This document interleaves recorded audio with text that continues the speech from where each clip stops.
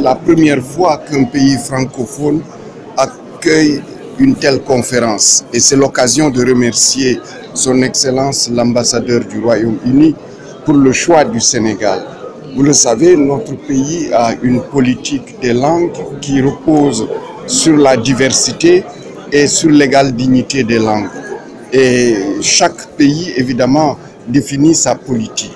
En tant que ministre de l'Enseignement supérieur, de la Recherche et de l'Innovation, nous appliquons les décisions du Conseil présidentiel sur l'enseignement supérieur, dont la première, c'est la réorientation vers les sciences, les technologies, les sciences de l'ingénieur et les mathématiques.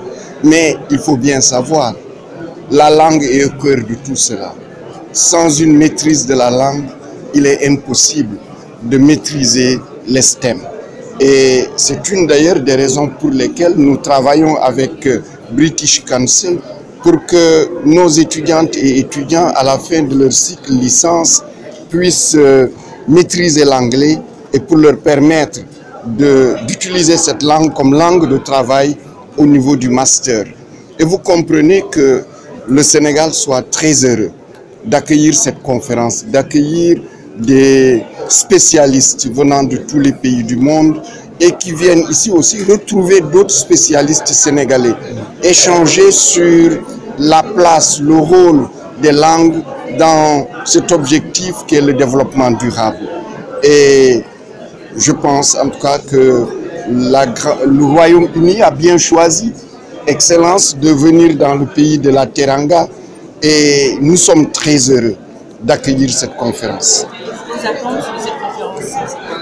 L'attente, c'est une meilleure compréhension du rôle et de la place des langues dans le développement durable et la dynamique même des langues dans cette conquête et cette volonté d'aller vers l'émergence tout en étant soi-même, tout en gardant cette diversité culturelle qui est une richesse et tout en allant à la conquête vers les sciences, les technologies et les sciences de l'ingénieur, qui est un objectif essentiel pour devenir un pays émergent.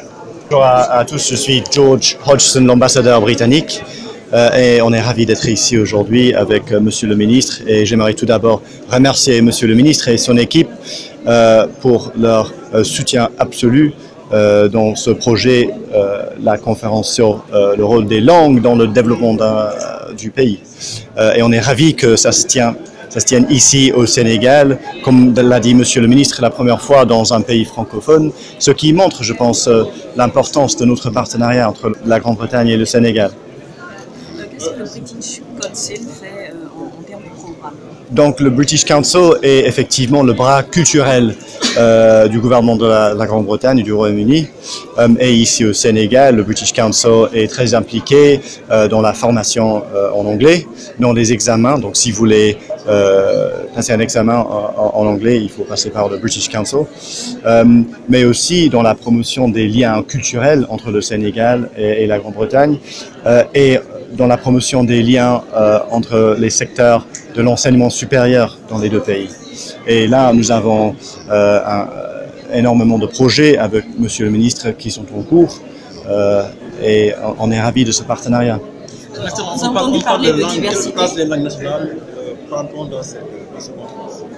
Oui, donc le but de cette conférence est vraiment de réfléchir sur le rôle des langues, des langues internationales, les langues locales, dans le développement d'un pays. Donc il y a clairement un rôle pour toutes les langues, mais quand ou Madame la directrice du British Council a déjà évoqué un des papiers pour cette conférence sur le rôle de l'anglais, où les recherches montrent qu'en fait l'anglais peut être très très bénéfique, bien sûr, pour les élèves, mais pas forcément en termes de première langue d'instruction pour les élèves primaires. Donc ça c'est déjà une recherche importante. Mais j'imagine que lors de la conférence, il y aura d'autres conclusions qui aidera le Sénégal, mais aussi tous les pays qui sont représentés ici, à réfléchir sur comment comment tirer l'avantage de ces langues, mais comment tirer l'avantage aussi des langues internationales.